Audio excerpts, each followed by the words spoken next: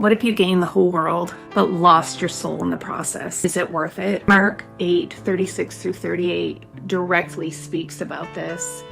It says, "What good is it for someone to gain the whole world yet forfeit their soul? Or what can you give in exchange for your soul?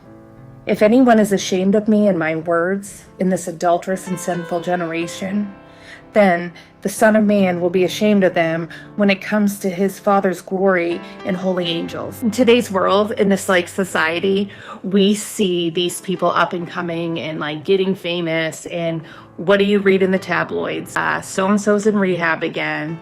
So-and-so's devastated and they're depressed. And it's all over within our Hollywood community. And it's so sad because these people literally have gained the whole world. But you know what? They're lonely, they're empty, they're sad, and they're living what we dream about out there. And it's like the one thing you're missing. It's so simple. But the world is so deceived that it seems so hard. And so they just forfeit their soul to gain this fame. And Jesus is like, don't do that. Do you remember that song? There's a God-shaped hole in all of us. You know that song? Okay, I'm a terrible singer. But you know what I'm saying, right? But that is legit.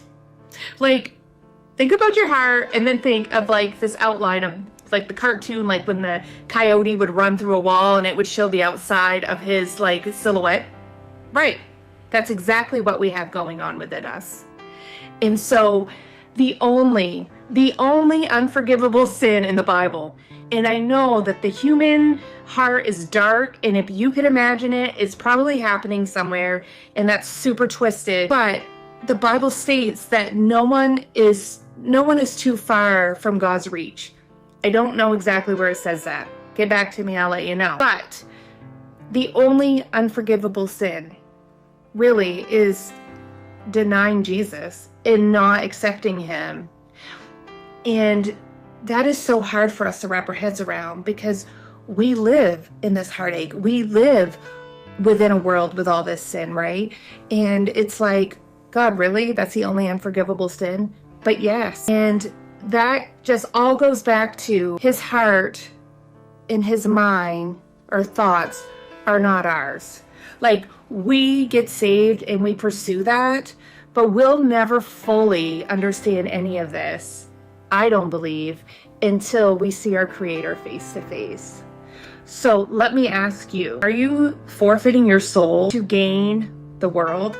Are you scared to talk about God or in Jesus because you're afraid of people?